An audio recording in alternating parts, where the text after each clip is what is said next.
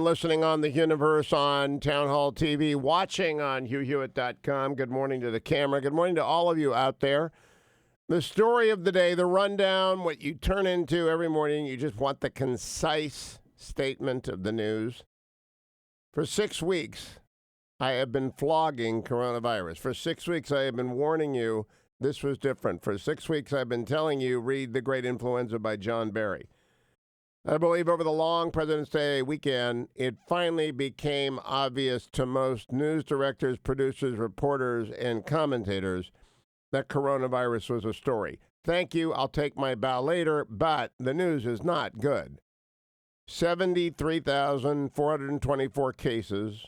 I'm taking my stats from the South China Morning Post, as I do most days.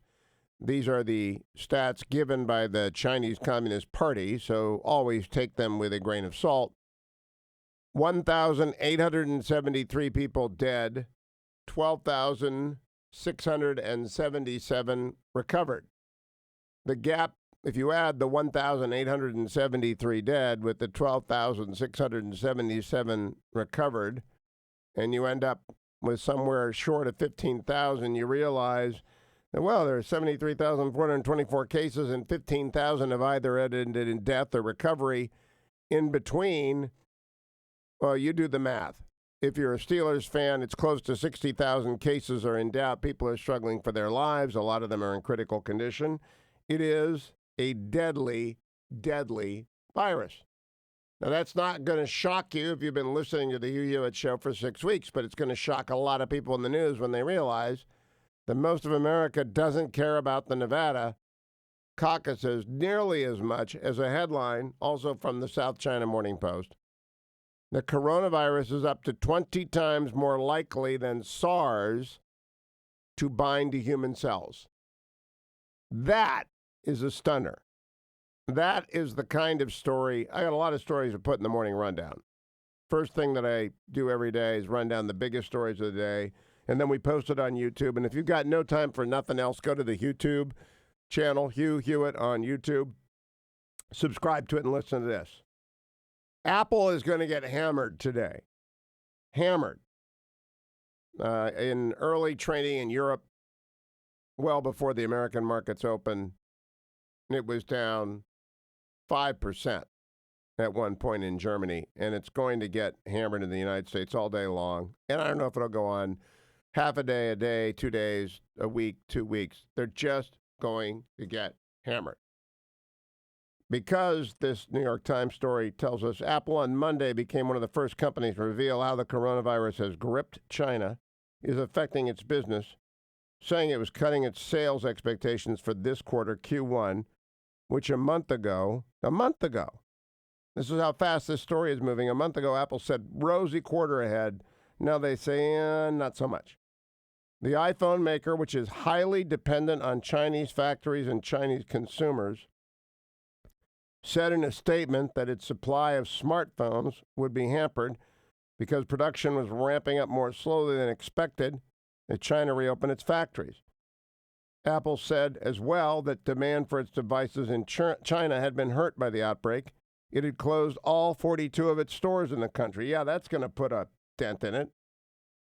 Quote, work is starting to resume around the country, but we are experiencing a slower return to normal conditions than we had anticipated. Let me assure you that if coronavirus escapes in any serious numbers from Wuhan, which to me, a non-scientist, seems inevitable. It just seems inevitable because I talked to a Chinese diplomat at the Nixon Library on Sunday night, a celebration of the Lunar New Year that we hold with our Chinese American friends, and to which we invite all sorts of diplomats, including the Consul General of Los Angeles, Ambassador Peng, who has previously been an ambassador in Fiji, and the Consul General Muto of Japan, and many other people. 1,000 people there. Terrific festival of classical music. And I got as much out of them as I could, which wasn't much. But whatever I get from him is that Wuhan is not like Chicago. said that's the analogy being used in American papers. It's like St. Louis. It's right smack dab in the middle of the country. It's where the Three Gorges Dam is. He kept dealing. He looked at me. He's a diplomat, so he's not saying, look, you dummy. It's not at the northern edge of the country. It's right smack in the middle. He didn't say that, but kind of what he looked like. Millions across China are under lockdown. The New York Times found 760 million people are under lockdown. And John Allen Paulos, right in the New York Times, says we're reading the numbers wrong. Well, that's good. What do you mean we're reading the numbers wrong? Well, it's because we don't really understand what the R naught is. Right? The R naught is how many people does the average carrier infect? And we don't yet understand mortality. A view from a loftier perch, writes this mathematician, a month or even just a week's perspective will produce far more reliable information. As of Tuesday, the case fatality for COVID-19, and that's its handle, COVID-19, appears to be about 2.5%. So again, for the Steelers fans out there, for every 100 people who get the coronavirus, 2.5 of them die. The half that's dead, they're the Steelers fan. That's in keeping with what it was, for example, from the beginning of the outbreak up to January 28th. By comparison, the case fatality for the seasonal flu in the United States ranges between 0.1% and 0.18%. So it is at least, right, so what's 10 times 1%? 10%. What's 10 times 0.1%? 1%. So at a minimum, coronavirus is 20 times more fatal. It's actually 25 times more fatal than the flu. Now, SARS is about 10% fatality and MERS about 35% fatality. Ebola, when it started, varied between 25 and 90%. Key here, we do not know. The analysts are downplaying the shock to Apple's system, but Apple's just the canary in the coal mine. The rundown would not be complete if I did not tell you that Michael Bloomberg has surged in a poll into second place. Bernie's going to win Las Vegas. Biden is done. Klobuchar is done. Elizabeth Warren is done. It's a Bernie, Bloomberg, Buttigieg race. I said this on Al Sharpton. I'll play it for you when we come back.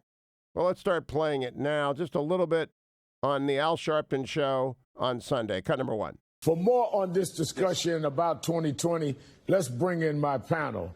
Lania Beverly is a Democratic strategist and a former White House official for the Obama administration. And Hugh Hewitt. I don't need to tell you, but I will. He's a conservative radio host and an MSNBC political analyst. Let me go to you first, Hugh. How do you assess this race now? What do you think has to happen in Nevada and South Carolina to clarify who is the one that Donald Trump may likely face, or will that be even too early to predict? Well, what I'm asking is, will Joe Biden have to come through here? Will Liz Warren? Are there people that have to show some strength in this next caucus and primary?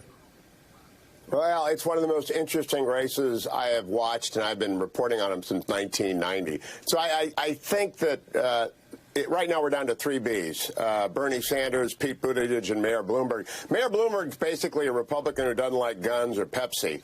And I think Bernie Sanders is authentic, and I think Pete Buttigieg is a generational change. Those three are in the race. Biden is done. Elizabeth Warren's done. That's all you need to know, and the rest of it I'll play for you later. But that's all you need to know. It says three Bs. Bernie, who's going to win, I think. Mayor Bloomberg is a Republican. He does not like guns or Pepsi. Otherwise, he's just a Wall Street billionaire. And Pete Buttigieg, who represents a wild card, a generational change person. By the way, the Boy Scouts are filing for bankruptcy. The Boy Scouts are done financially in the United. They're not going away, but they're broke. I'll be right back on the Hugh Hewitt Show. That's the rundown.